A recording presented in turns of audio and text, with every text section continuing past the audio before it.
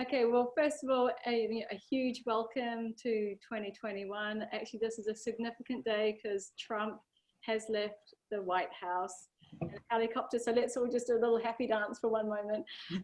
Yes, I can't wait for Biden to be inaugurated. So what a special day actually to be meeting and also to be talking about and continuing on the conversation around ad-land commits. And today we bring you really thinking about diversity in the supply chain. So really thinking about your diversity and inclusion, vision and mission, and how that really translates. Obviously, we've been talking about how it translates through the business, but then right out into all that really into the supply chain. So how you can really drive it through. And we've got some amazing experts here for you today. I'm going to pass over to Steph, who's going to be your Creative Equals host for today. And over to you, Steph. Thanks, Sally. Yeah, just quickly before we start, I just wanted to start with some ways of working. So please make sure you've got your mics on mute. You've got the chat function there. So please, if you have any comments or questions, please put that into the chat function. And please save your questions for the end when Sonoo will be hosting a Q&A. And if you get any tech queries, please direct message Ashwara or Katrina. So yes, I'm Steph Matthews. I'm the Business Director at Creative Equals. So welcome back, all of you senior leaders. So this is our fourth session for our CEO forum, because you all, as a company, as a business, you signed the Ad-Land Commits open letter to the advertising industry pending the murder of George Floyd. And really, as we kind of kick off 2021, it feels like it's more important than ever to really kind of hold the sector accountable for the promises that you all made for Ad-Land Commits. And it's important that we don't let the backdrop of COVID-19 restructuring or the third national lockdown fatigue get in the way of progress. We were just talking earlier on about how we're all just kind of feeling that kind of collective level of malaise. But really, this is an opportunity for us all to reset and really make sure that this is the year that we collectively transform the sector and do that hard work that is required to really kind of reduce racial inequality in our businesses. In the next few weeks, we do have wave 2 of our Ad-Land Commits accountability survey. So we'll be sharing that with you just to see how you've been faring since we were last in field. But yeah, as Ali said, this is our first event of the year looking into how to diversify your supply chain. And the reason that we've chosen this topic is because this is an area that you told us that you wanted to know more about from the survey. And it's really an opportunity for you today to ask the experts that we've gathered here about any kind of learnings or best practice that you can take into your businesses. Hopefully at the end of the session, you'll have some real kind of clear, tangible actions and outputs that you can implement into your businesses as you think about kind of procurement for your partners and as you're thinking about it for your media buy. And then moderating the discussion today, we have the incredible Sonoo Singh, who is the co-founder of Creative Salon. And she's going to be moderating and hosting our panel of experts today. So thank you, Sonoo, and our panelists. I'm going to pass over to you, Sonoo. The floor is yours. Thank you, Steph. Thank you, Ali. Welcome, everyone. Now, both I've been a journalist for the last 20 years, writing about this industry, and both as a journalist and indeed a consumer of content. The one thing that did strike me was, obviously, in the last sort of 12 to 18 months, there's been a lot of visibility, a lot of attention to diversity in the workforce, as it should be. But something, especially in the UK, that has been missing is the diversity in the supply chain. It hasn't received any kind of attention at all. And when I was asked to host the panel, I obviously had a quick conversation with the panelists. I'm going to introduce them to you in a second. The one thing that came up clearly was that, of course, the diversity in supply chain obviously is not sort of immune to those hurdles of systemic racism and inertia in itself. But in the UK, there seems to be very little conversation or indeed even sort of go-to tools. So we are going to begin with almost understanding what is it that we're talking about and what is it that we're doing here in the UK, and see if we can learn something from the US, where it seems to be slightly more sophisticated. With me, I've got Megan Stowe from Intel Corporation, Serhat Ekinci from Unite at Omnicom Media Group, and Christopher Kenna from Brand Advance. Thank you to all my panelists. Thank you for being here. Megan, and you're on mute, just my three panelists actually come off your mute buttons, because I would quite like you to have a conversation amongst yourselves as well. I want to start with you, Megan, because first of all, you've got a global role and you've got a dual role as well. So supply chain diversity, what does it even mean? And how do we sort of, how do we even start the conversation here in the UK when there's very little being done? Okay, so thank you first of all for having me on the panel. I'm so excited to be here with Chris and Serhat. So supply diversity is a way of diversifying your supply chain, so your suppliers that you work with. When we talk about a diverse supplier, we talk about 51% owned, operated and controlled by a diverse person or people. So that could be, if we're looking at it globally, ethnicity is different in every country, but women is the same, LGBTQ plus is the same. However, when you look at some of the areas, you've got to be careful. Because in some countries, it's still illegal to be LGBTQ, right, plus or gay. So you've got to be careful because you don't want to have people arrested just for your program, right? So it's got to be a buy-in. We work with 2 organizations to help us find those suppliers. And in the UK and then globally, there are a number of different organizations, but it really helps us in procurement. So my role is Greater European Region Strategic Procurement Manager, as well as International Diversity. So I sit in the procurement team, but it helps us find the best suppliers, because if we didn't have a diversity program, we wouldn't know of some of the amazing suppliers out there, because you don't know what you don't know, right? So does that help a little bit? Yeah, let's take this a bit further, because Serhat, because I can see you right next to Meg, can I ask you, at a time, especially now, and I am going to use the word lockdown, I know most of us don't even want to be reminded of it, but really at a time when businesses are only spending to keep the lights on in the office in whatever shape or form, what would you say to organizations, and I talked to a few of them last week, who have yet to think, let alone invest in supplier diversity, especially when every spend is under review? Are you having those kind of conversations with some of your clients, for instance?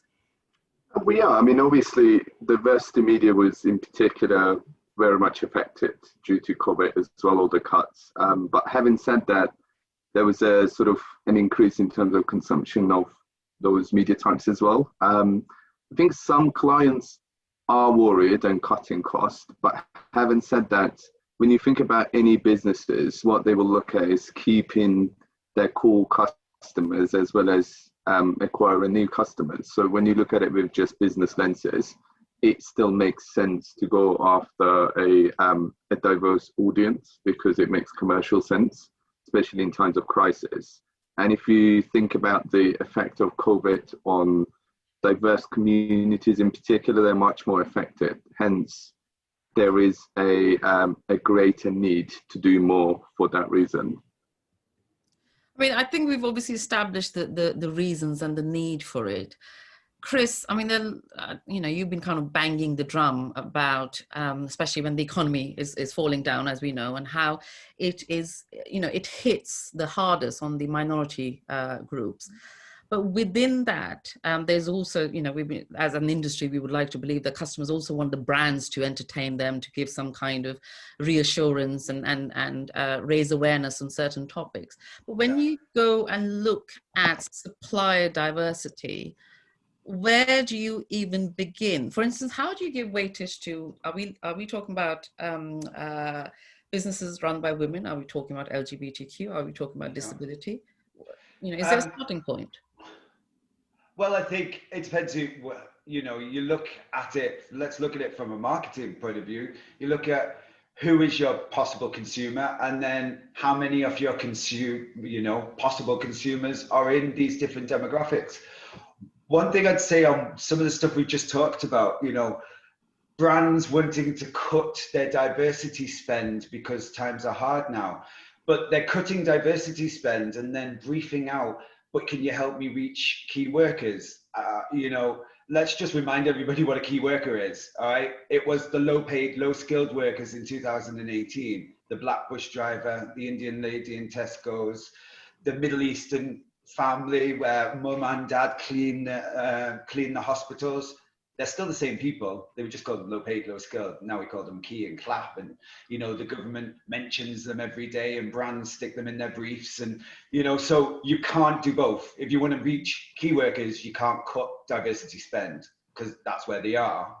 And that's really important for brands to really understand what it is they're actually asking for, you know.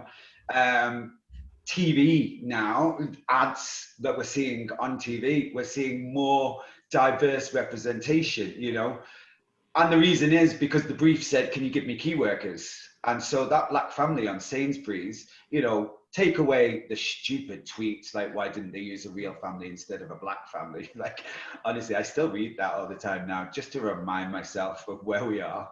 But, you know, actually, I would imagine that Sainsbury's just said we want to make an ad that is representing key workers and their families, you know, and that's what you get from that, you know. It's so, and where to find black these diverse media owners, you know, like Google. Like, come on, you just type in black media owner, black publisher, black TV station, and Google shall give you a lovely list, you know. Like, I'm obviously going to advocate for Brand Advance. We are a network of 700 of these different media owners put together to make it easier. And then you've got inside agencies where they've got their own specialist unit, which Serhat runs, you know, that's got a wealth of insights and a wealth of people that come from them demographics. But, you know, I really want to be, because I'm passionate, and you put it nicely, said I bang on the drum. I'd say I gob off a lot. But really, you know, we don't want to spend another year talking about and having panels on where to find these and when is the right time and how do I do it authentically. Just do it. You can't buy authenticity. There is nobody you can hire that makes you authentic. So just speaking to any demographic over and over, you know, through units like Serhat, through, you know, being led by people like Meg, and through partners like Brand Advance and Decca, just continuing to do it, not just for Black History Month or for Pride or for any other cultural moment that we want to just attach ourselves to, but just doing it all year. If 55% of London is non-white, then at least 30% of your London media spend should be in non-white media. I'm sorry, you know, so I'm not a genius in any way, but that just makes sense. Yes, Meg. So I agree with Chris. And you don't even have to just look at your media. If you're looking across your company, you've got heaps of other areas you can look at. And just because it's COVID doesn't mean that your spends don't go down and we're all in lockdown. You know, we spent $1 billion. 2019, we hit our $1 billion target. This last year in 2020, during lockdown, we spent 1.1 billion, right? So it's the 100,000 million is still, you know, it's still going up there, but we are spending more. And unless you make a concerted effort, put this into your procurement processes and say, I want to go and do it. It's not just the right thing to do, it's good for business and it's good for my business. You're never going to get there, right? So I agree totally with you, Chris. Sorry, Serhat, go on. One thing that I was going to mention, I think there is also one fundamental error that people miss is they're looking for just one thing, but whereas might sound fancy, but it needs to sort of, diversity element needs to live in each stage of your business. So when you think about supply chain as an example, so when we work with clients, one of the questions that we get asked all the time is, why do you exist as a separate division? And it's just because there's so many things to know within minorities, and it's so complex and so complicated to a certain extent. And if you overlay that by the number of divisions and specialists, both within client side as well as agencies, you'll never get a let's say, a buying team for a client A that is fully representative of our society. And what that means is, unless you consciously look at, let's say, which influencers I work with, which media owners I work with, where my money goes, but it all comes back to the same point that if you start with your audience, it is very, very likely a large percentage of your audience will be from a minority background. And if they're not, that's in any case a growth opportunity that you should tap into. And I think that's looking at everything you do versus trying to find one key answer to all questions. Yeah. It's sort of, you know, every stage of it. Let's say if you think about a campaign, it's not just the creative or the casting in it, but who actually produces that. Go on, Chris. I was literally just going to add on to that the agencies, you know, they always question why do I need to speak to somebody else about diversity? But agency land hasn't been saying to Kinetic or Posterscope, why do I have to come to you to buy out of home? You know, that's just straight away thought of as, okay, there's a specialist there and they're going to help me do out of home. And then, you know, within them out of home specialists, there's another specialist that helps you do digital out of home, even though we live in a digital world. But there's two specialists, never questioned. But yeah, you know, we get it as well, not just for us as a network, but also when we're speaking within, you know, even within Serhat, and they're like, so we have to go through Unite. Yes, of course, because that's where you're going to get that specialist knowledge, you know. And we keep using minority. If 55% had voted not for Brexit, we'd still be in the EU now. So we're not a minority. 55% of London is non-white. It's the majority of London. So, you know, we're not even going to, you're going to reach the majority of the biggest city in the country that, you know, you're advertising in. Yeah, so what Chris is obviously proposing is there is still a kind of vacuum, because we've got just Chris and Brand Advanced there, isn't it? So there's a lot of space in there if any one of you actually wanted to open yet another agency. So stop shouting. You're giving people, I don't need a competitor. Thank you, Ebers. Come and join Brand I Advanced. have a question for Meg and Serhat, actually, just listening to some of those conversations is, how do you even put the diversity component as part of your overall evaluation before you hire a supplier, for instance? Now, what if, you know, if that supplier were to tick all the boxes when it comes to their work, ROI, effectiveness, but lacked enough data to be certified as diverse? Do you want to go first, Serhat, or do you want me to? Yeah, go first, Meg, go first. So the data we need, the way a lot of the corporates work is you do need to have that certification. And the reason for that is anyone can go and, you know, unfortunately there are people that run organizations that don't always tell the full truth. I'm not saying it happens all the time, but they are those. And if we are ever audited and they say, oh, you've said you spent $1 billion, but actually you've only spent $100,000 because look, none of these they all fronted. So we do get certified. We can also work with them to help them through that certification and help them in the best way. But if we know that they are, you know, it's not that a person is certified, because you shouldn't have to have a certificate to say, hey, I'm a Black-owned business, or I'm an I don't know how you'd certify LGBTQ+, really, right? So it's a case of doing what is right for the business. However, we do have to have that absolute authenticity that they are who they say they are. Because ultimately, if you think about it, by bringing them into your supply chain, you're handing money into a diverse business. You're handing money, then they will go and spend it in the diverse communities through, and they generally, and I can't say it's in every single case because I have come across a case where it hasn't worked, but in those minority or LGBTQ+ or women-owned businesses, they hire diverse people, right? It goes back to that. So you are handing money. It's financial equity, right? It's a way of doing that. Yeah, indeed. Serhat? I think there isn't definitely one formula, but echoing some of the stuff that makes sense. Like, for instance, the reason I moved here was my logic was the more we do this, the more people from minority background will be able to work in marketing and advertising, and the more of that income would be distributed to some other suppliers that wouldn't normally get any cut of the pie. And it is happening. As an example, our team division went from 2 people to 15 people, all from minority backgrounds. And in terms of billings as well, we spend a lot more on diverse media outlets.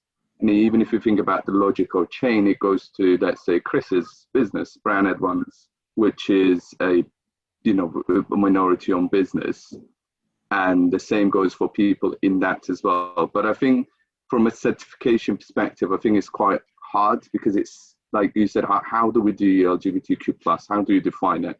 But I think if you qualitatively look at companies as well, you sort of get a hint. Let's say you find some multicultural TV channels that are not necessarily sold by multicultural companies. They're just the middleman, but at the end of the day, that's I wouldn't necessarily see that as a sort of certified. It's sort of where that chain goes, and measure it as much as you can, as transparent as it can get. Yeah, and Chris, obviously you've been nodding. I remember when we had a quick chat the other day, one of the things I said to you was that someone made the observation, which you didn't agree with, is that there are very few diverse supply resources that are available to choose from. Yeah. I mean, is that almost a myth then, that there is, somewhere in the ether, there exists some kind of supplier resource that's diverse enough for our industry? Well, I mean, what there is there's lots of media owners that speak to every demographic that there is in the UK. They are there, because them communities are consuming media.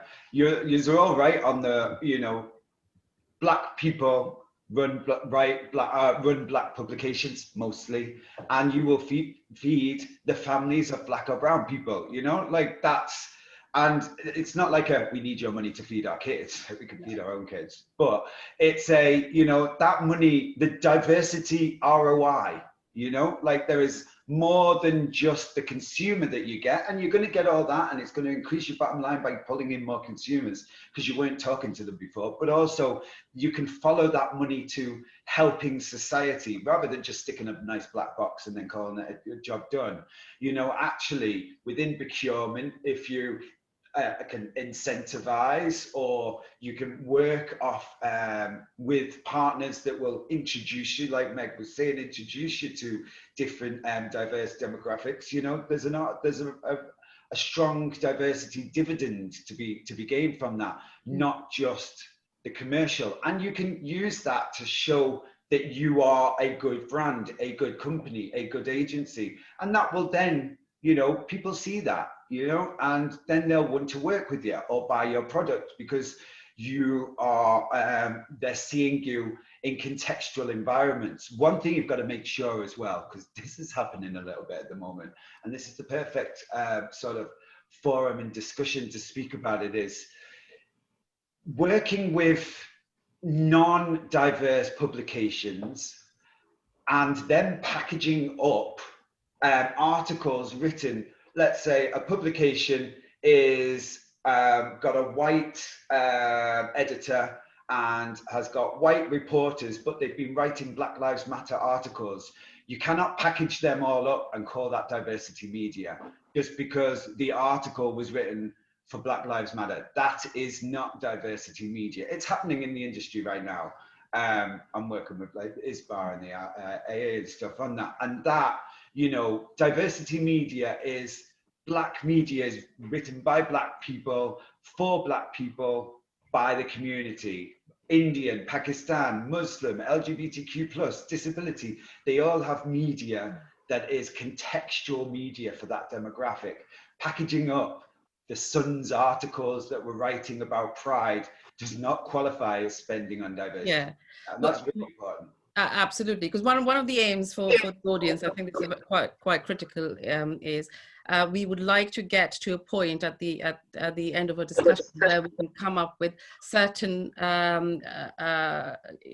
we can make certain commitments, or at least make a start of how, with the heft and the might of Ali and Creative Equals, we can start putting some sort of resource together, if that is possible, is something that the panelists have talked about. But we'll come to that in a minute. Meg, I just want to ask you about the $1 billion investment, or the spend that you were talking about in supply diversity that you've already had. Are you therefore a part of $1 Million Roundtable?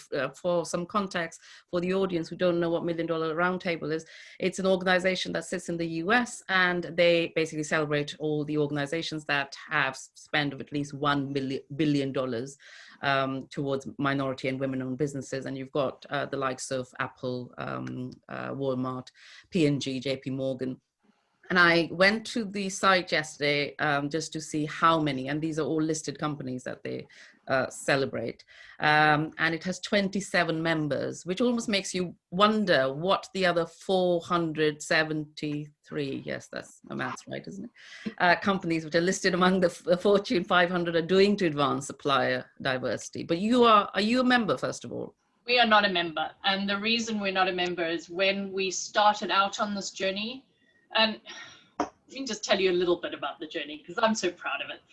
So we started out 5 years ago, and we were spending $143 million, 143 million, sorry, I'm getting my numbers mixed up. $143 million with diverse suppliers globally, which was shocking, right? Absolutely shocking for such a huge company. Mm-hmm. 5 years later, we hit the 1 billion, not even 4 years later, we hit the 1 billion, which is phenomenal. The reason we didn't join the $1 Billion Roundtable is at the time, they were only looking at US spends, which is not inclusive, right? Diversity is a global thing, and it should always be, if you're trying to be diverse, you're trying to be inclusive, it should be a global thing. So we didn't join them at the time. We hit the 1 billion anyway, but now they are starting to see that you do need to be inclusive of the international, as more and more big companies are going out and hitting $1 billion, but they are including their international spends. Does that make sense? Yes, it does. Also, and this is a question for all three of you as well. One of the things I said right at the start is that there seems to be more, not just conversation, but more kind of sophistication in terms of some of the tools and resources available when it comes to supply diversity in the US, for instance, much more in the UK. I mean, why do we think that's happening? I mean, obviously, we've just kind of woken up to it. I mean, is the industry doing something when it comes to supply diversity here in the UK? Because when we talk procurement, diversity is never a conversation that sits alongside. If I can go off for another 2 minutes, not 5. Promise? You're stringing it out. I think in the US, the reason why they have the things like, I can't remember all the letters, but it's like the LGATA, I think, and that's the, and they have them in different, in different parts like New York and stuff like that. I went on a trade mission to New York with the UK. It was the first LGBT founders trade mission to New York, and we met a lot of these groups. And the reason they have them is because the biggest spend for these media owners or service providers from a certain group comes from the government. And the only way you can pitch for government in the US is when you are on a supplier list. Now, we sort of have the same thing here, actually. So we do, like the British government now has a section on their become a preferred supplier that is, are you from a protected characteristic, so race, religion, sexual orientation? So we do have ours. I mean, everything in the US is just shouted out a bit louder, isn't it? So we know about the US's, we don't know about ours, but actually it is here, for government it is. The EU has the same as well. So in the EU portal, if you go in there, you can find the sections for finding LGBTQ plus businesses that are under the EU portal, and you can pitch for EU money. Yeah. So it is there. Should we have an industry war? I think yes, we definitely should. I mean, me and Serhat are going to come in at this bias. Like, we're obviously going to tell you, come and work with us, you know? Like, would I give you a list of all the competition? Let's be totally honest. No, I probably wouldn't. But it's not a hard thing to find out, and you know, to find where these media owners are. Like I said, Google, wonderful. You literally just type it in and it'll appear, and everybody can do that. I think, yeah, that's my take on that. I think. Yeah. What about you, Serhat? Do you think? I mean, yes, you know, as Chris said, yes, there's probably something that the government has already. Then there's Google as such, but you know, we're not just talking about sort of when we're talking about supply chain for our industry. It's not just people that we're buying staplers from. There's much more things that we need, and it's slightly different needs to say, you know, what the lawyers would need or plumbers would need. Where do we sit on that spectrum then? I think just one thing to mention, I think, in terms of US versus UK, another element that it's much bigger and more advanced there is that it's a much larger population size, which means you've got a lot more data sources to play with. Yeah. And it is not as rigid as Europe laws, where, I don't know, if you go to France, everyone is French. You can't, even census doesn't capture ethnicity. So I'm not going to go into details, but or if you go to Germany, or either you can't be Turkish and German in most cases. Once you get the passport, you're German, sorted. But in the UK, population size is a lot smaller. And when you think about it from a pure media marketing perspective, it becomes like a niche audience that you can't do a lot of analysis on. Yeah. But that doesn't mean just because you can't measure it, you ignore it. So which is why we do it frequently, like studies looking into media consumption of these communities in terms of, it's not, let's say, you know, even looking at an individual level, let's say South Asian or Indians, who, in terms of press, what is the dual media consumption that they have? Yeah. Which then feeds into our decisions. But it's almost like, I think if you wait for the perfection, i.e. all the media measurement tools, everything to be capturing all these communities or minority audiences as media behaviors as an example, I think you will always, you're not going to win. No. You're just going to be waiting forever. But it's just, I think, mixture of having some data sources that leads you there and having the right people to guide you to make the decision. So we, as an example, you say that a lot of them are not measured, but we as a division have tons of campaigns where we use non-measured channels, but we've got both soft metrics, as in whether it's awareness or and the hard metrics like sales. So those channels have no ratings on some platforms, but they bring outcomes. Yeah, we'll get to measurement in a bit. Very quickly, Meg, just on staying on this one, I want to quote the recent ANA report, which was on the power of supplier diversity. What did strike me was that 75% of the respondents said they did have a supply diversity strategy for the overall organization. But out of that, only 40% had that specifically for marketing and advertising. The reason being because they face huge challenges to find those diverse suppliers for their marketing and advertising requirements. What would you say to that then? I would agree with that. But I will agree with it and take what Chris said and said, we can all go and Google, right? So it's not really an excuse. And, you know, if I look at our marketing spend in diverse suppliers, it's huge. I was really excited to meet Chris and Serhat yesterday because now I've gone to our media guys and gone, I found us a way, let's get going, right? So, and I think it's not only, you don't have to say it's at your, they don't have to be your direct suppliers. They could be your suppliers, right? So it's not even a case of you have to go out and search. There are places to go and search, but Google is a great place to search. That's how we started off, getting our baseline, right? So we Googled all the directors to see where they were diverse, but there are places to go. I mean, there's MSD UK, which is driven by Mayank Shah, who looks at ethnic minorities And there is We Connect International, who looks at women-owned businesses. There's ELGCC, which looks at LGBTQ+. We just need more of the Chris's to go out there and say, hey, I'm here, right? So, so before I open the floor to questions, because I can see a lot of people sort of nodding their heads as well, let's follow the money very, very quickly. And I'll start with you, Chris, then.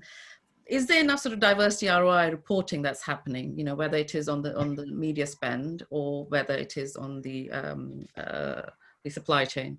So in March, I can only speak from our point of view. In March, Brand Advance, ISBA, the IPA, and the Advertising Association will be releasing a paper that looks at the whole diversity media landscape. So how many Indian print publications are there? How many TV, radio, out of home, and how much of the population do they reach? So it's going to have that. It's going to have the media spend within each of them demographics across each of them channels. So 2019, X amount was spent. 2020, that shot up. Where possible, it's going to tell you the sort of top 10 brands and the top 10 agencies, if they allow to be on there, or it will just say agency one, but spent this amount. And then it's also going to have, it's got a section on creative as well. So compared to 2019, how many Black people have been in ads in 2020? How many LGBTQ plus? Look at creative, were they in protagonist parts? Or, you know, and were they stereotyped as well? Also, we're going to release with the AA and the ASA, we're going to petition an upgrade to the gender stereotyping, because at the moment, you can't show woman in kitchen, man, you know, chopping wood, because that would be gender stereotyping. But you can show camp guy, gay, butch woman, lesbian, or you can show, you know, white boss, Black employees, you know, or corner shop owner, Indian. That's not classed as stereotyping. No. So we're petitioning for that as well, because I think it all fits together, you know. Yeah. Where is everybody? How much are people spending? What's the opportunity? How are we portraying? Because none of them media owners want to work with you if you're going to start sending them ads that just, you know, is stereotyping or demeaning our demographics. You know? So yeah.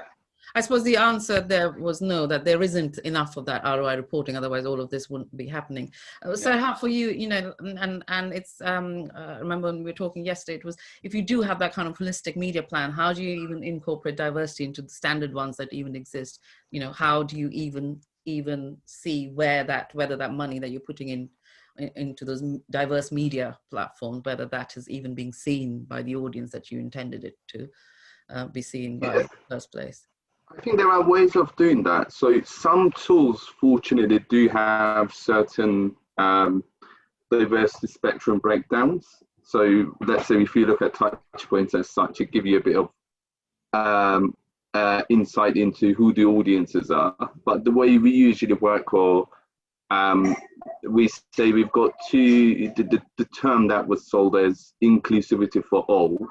We define that for the client. So what I mean by that is we always look at an audience and understand the diverse audience mixture within their core audiences for that product in particular, or brand or campaign.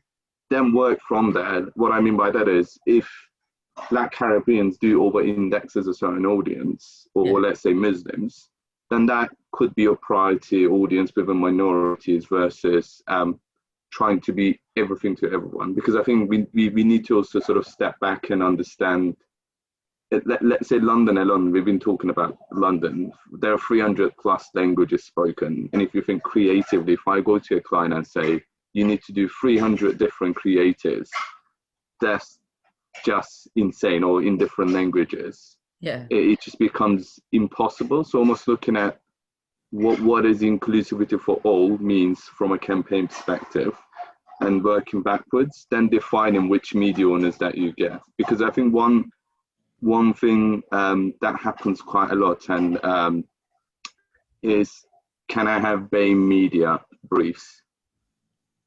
So that's, we had, I mean, this is probably not the right platform to say it, but internally another conversation. Yes, absolutely. Yeah, we have a joke of saying, what kind of, do you want it, you know, rare, medium, well done, as a joke. But then all minorities in the team saying it, because that's defining like which audience fall under within your product portfolio. Then looking at their media as an example, if we know that certain channels, let's say, if you think about first generation South Asians, radio is a very strong channel, so as TV. So do we then look at certain investment for TV goes to those minority on channels? Yeah. So it's finding a mixture. That doesn't mean you don't use Facebook or Instagram or mainstream platforms like Channel 4, X, Y, Z, but it's just finding the right balance that also that makes a business sense, as well as doing a bit of a dividend payment there as well. Yeah. The last word is yours, Meg. If you are sort of ensuring diversity, supply diversity with over $1 billion spend, I would imagine it's not a manual effort. So, you know, are there kind of sort of tools and technologies that are dedicated to this cause? There are a few. I say a few, but Excel spreadsheets work really well. But no, a lot of them are, there are some automated tools that you can bring in to help you measure, and we're now looking at what is the social impact and where is that money actually going, right? So there are tools, but I have to say a lot is still on Excel spreadsheets. So. Wow. The floor is now open. So Steph, are people sort of putting their hands up? How are we doing this? Questions? If people want to raise their hand or pop something in the chat box. Yeah, Ali, I can see Ali first. I remember a couple of months ago, I met somebody who was keen to set up a diverse supply chain, but really wanted some tips and tricks on how to do that. And also they were like a procurement, actually the story is we talked about our equality standard accreditation to ISBA to a bunch of brands, and there were a bunch of procurers, and some of the procurement teams in the room were like, well, that's not our job. We're like, we'd love to do that, but we don't know how to work back with the business to set up a supply chain. You know, that's really interesting. You know, thank you very much. It was great to hear from you, but you know, they were really unclear how to A, set up a supply chain, and B, how to go back and work with the rest of the business. So I guess, how do you do that, Meg? How do you set up a supply chain from the start? And how is it an HR job? Is it a procurement job? How does it kind of fit within an organization? Sure.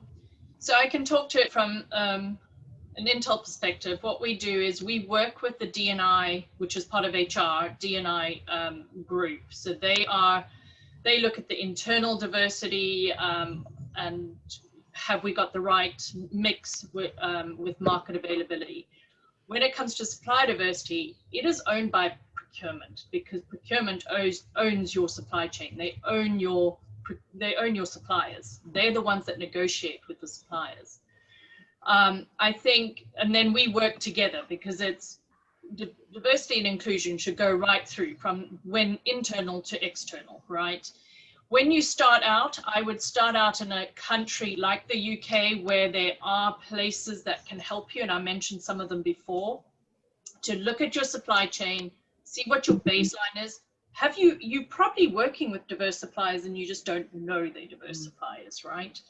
Then what we do is, whenever there is some business to be bid out by whether it's the advertising group or the marketing group, we go to them, we say, okay, well, they have to come to us, and they say, okay, I need to send out a request for proposal, and we say, okay, you've got to include a diverse business into this request for proposal.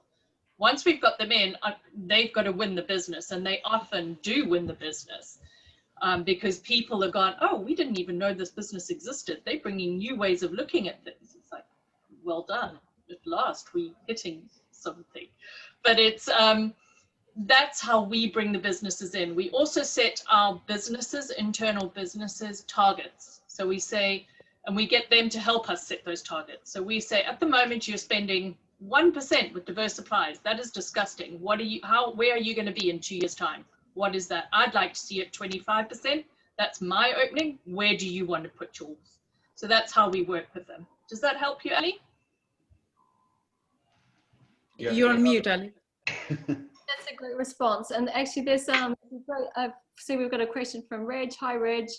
Do you want to just ask your question here? I can see. Let me read out. I can read out. Who are the organizations that can help with diverse supply chains? So, well, you've got Chris online as well, and you know, Ali's here, obviously, as no shame. Yeah, but the other ones I mentioned earlier, for minorities, and that will not only look at marketing, but it will look right across your supply chain. So it will look at facilities, all those things, right?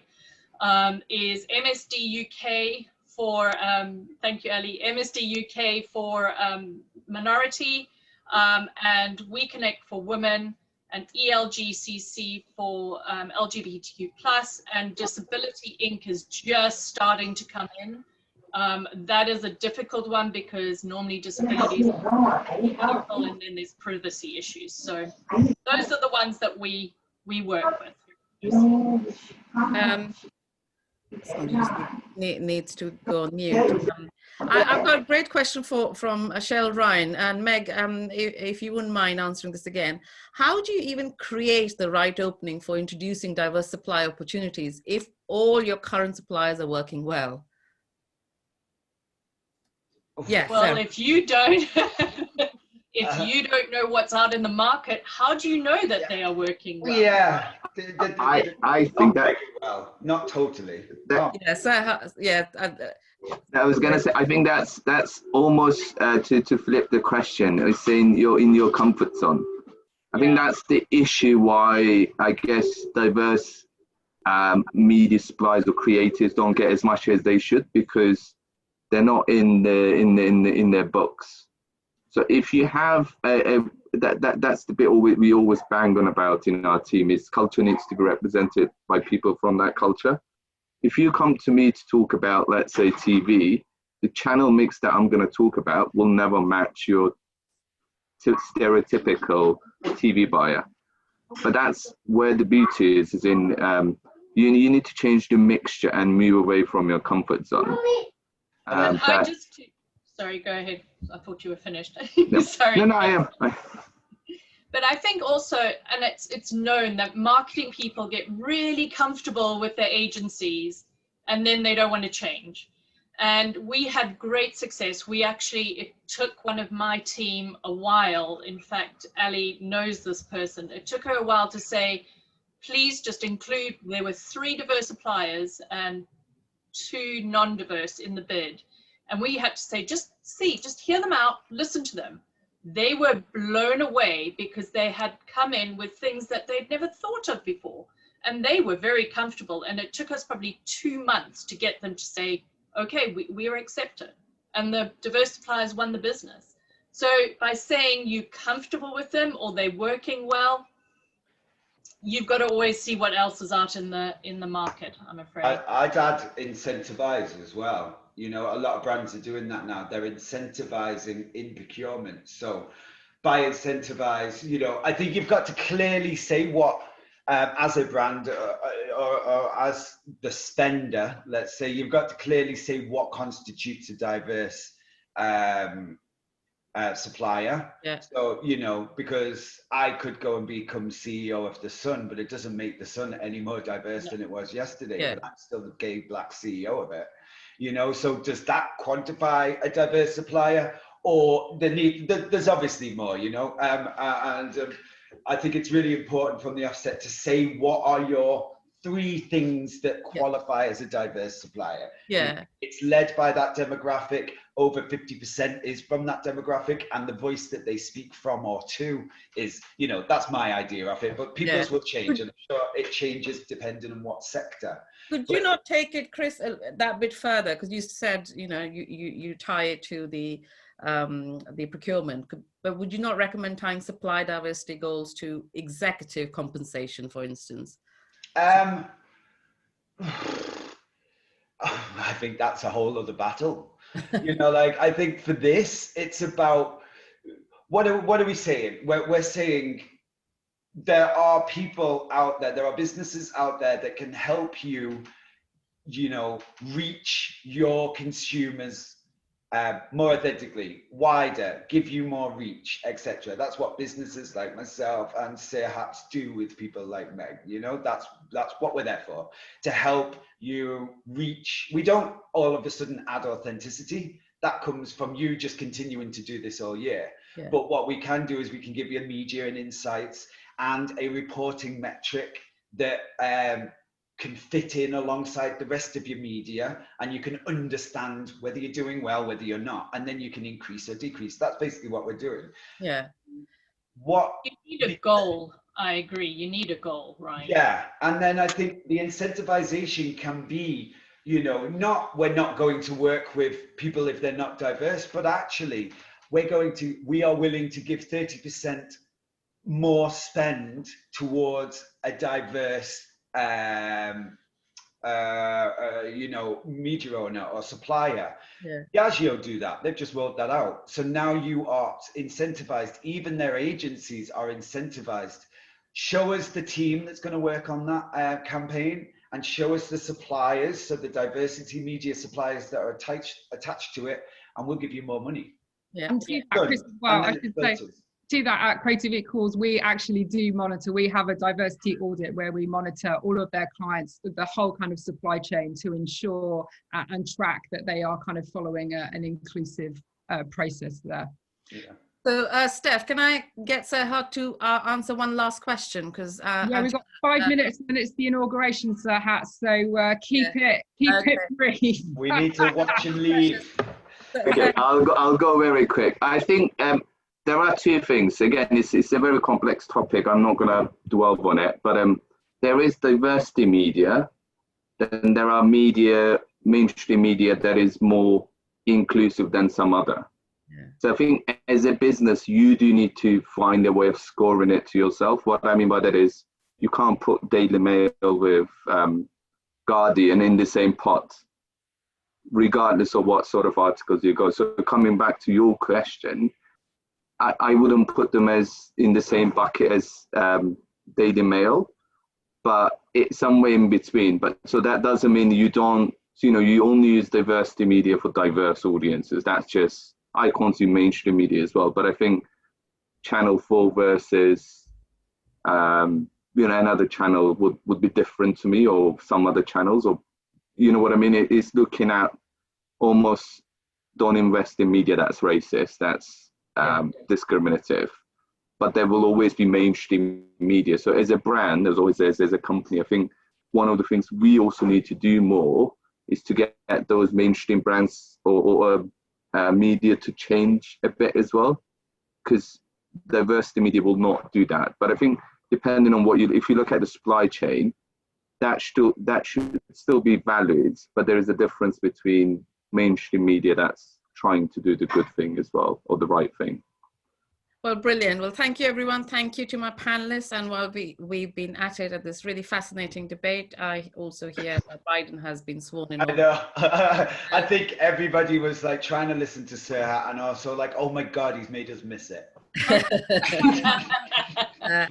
But also a huge thank you to the audience as well, and of course Ali, Steph, and the team for organising this one. Thank you. Oh, thank you. Thanks, everybody. Thank you. Look forward to meeting you on our next webinar, which should be in a couple of months, which I think will look into recruitment, and then watch out for the Adlan Commits Accountability Survey, which we'll be sending out shortly. So thank you very much.